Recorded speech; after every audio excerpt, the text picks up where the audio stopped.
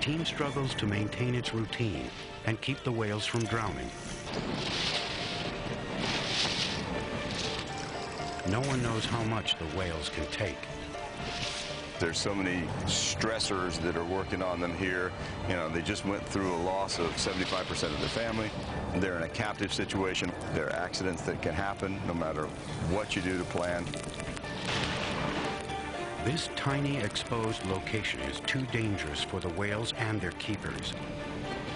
The team makes a desperate decision.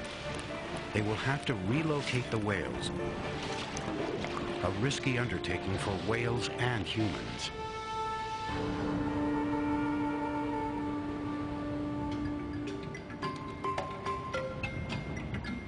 In the vast expanse of the South Pacific Ocean lies another battleground in the struggle for whales.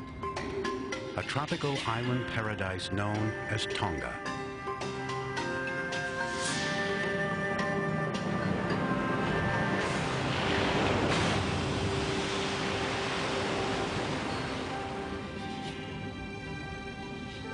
For centuries, tens of thousands of humpback whales made an annual migration to these waters, their mating and nursing grounds.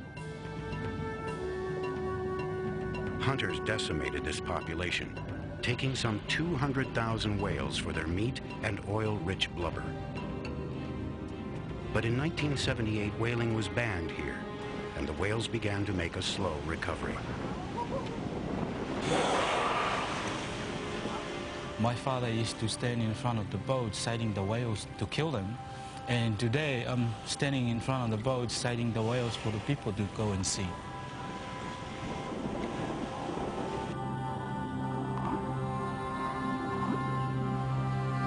Felipe Tonga was not destined to follow in his father's footsteps.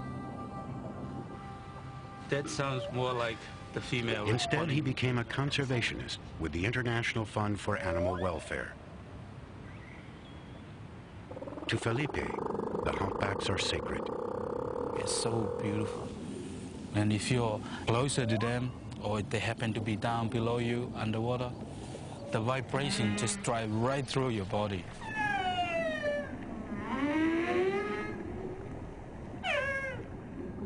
It hits you spiritually and emotionally. You just, wow, you know, there was something else. You can't really explain it. Now Felipe has an urgent mission: to save the whales from a return to the hunt. Tonga is a poor nation where the per capita income is about $5 a day. And the welfare of whales seems far removed from a hand-to-mouth existence. Some Tongans want to resume traditional whaling on a limited basis, taking some 24 animals a year. Felipe has launched a one-man crusade to stop the plan. He goes from village to village to speak for the whales. The whales are worth far more alive than dead. I was trying to explain to them how the whales actually help us with bringing in the tourists. I feel that it's so important for me to try to get the Tongan people understand what we have in our own backyard is something very unique.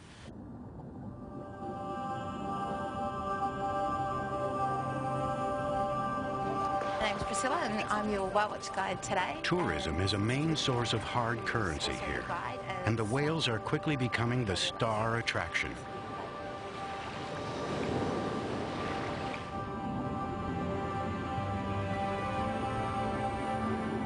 This is one of the few places in the world where people are allowed to swim with an endangered species.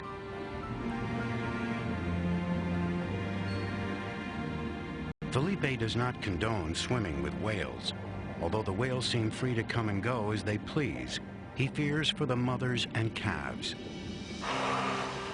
Since a calf must surface every few minutes to breathe, and its mother usually will not leave the young one's side, these appealing pairs are the most accessible whales and the most vulnerable to disruption.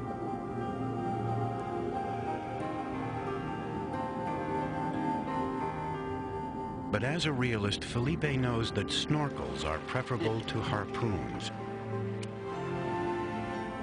But the prospect of resumed whaling still looms, and Felipe thinks that even the loss of 24 whales, particularly mothers, could be catastrophic.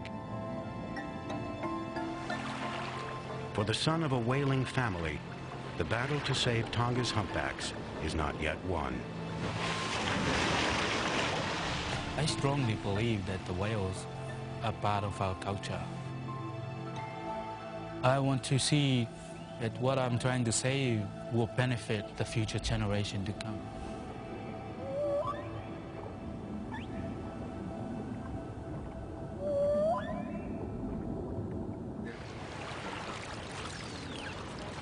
In the Florida Keys, it's moving day for the pilot whales and their human entourage.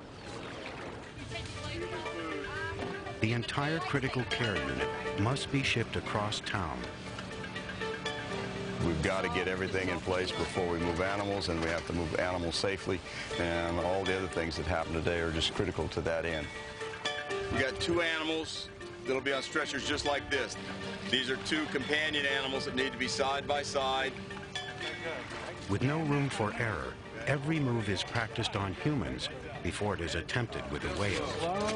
We don't have good footing.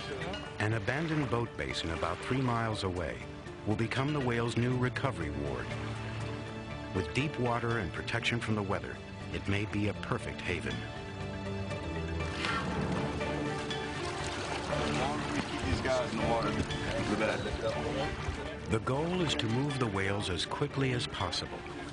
Because their skeletons are not designed to support their massive bodies out of water, speed is essential. Even a small calf like number 7 might not hold up under the stress. Easy.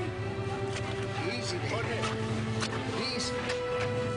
And if the convoy is delayed, the animals could go into shock or die.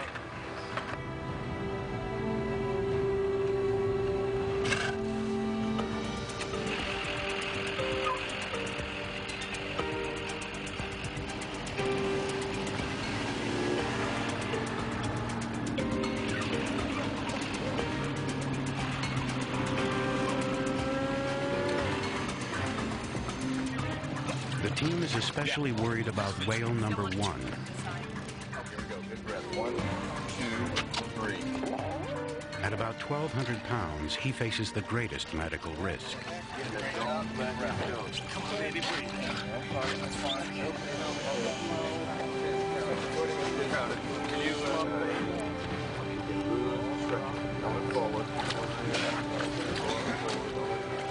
Finally, the whales are safe in their new home.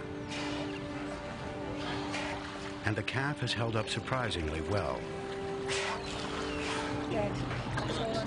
But as they feared, the move has taken a physical toll on number 1. Catching up with everybody right now. Okay. Everyone's getting his. So we have to have them in by 10. 3 days after the move, the big male loses his battle and draws his last breath. After just 3 weeks, the group that numbered 7 whales is down to 5. All of them stressed by the move. The goal of releasing them now seems like a distant dream.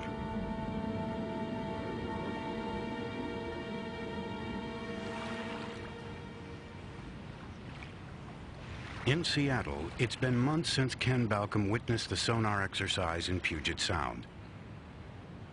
To his relief, none of the killer whales actually stranded during or after the May 5th event, and J-Pod seems to be okay. But 9 porpoises washed up in the inland waters of Washington state in the weeks after the exercise. A higher than average number.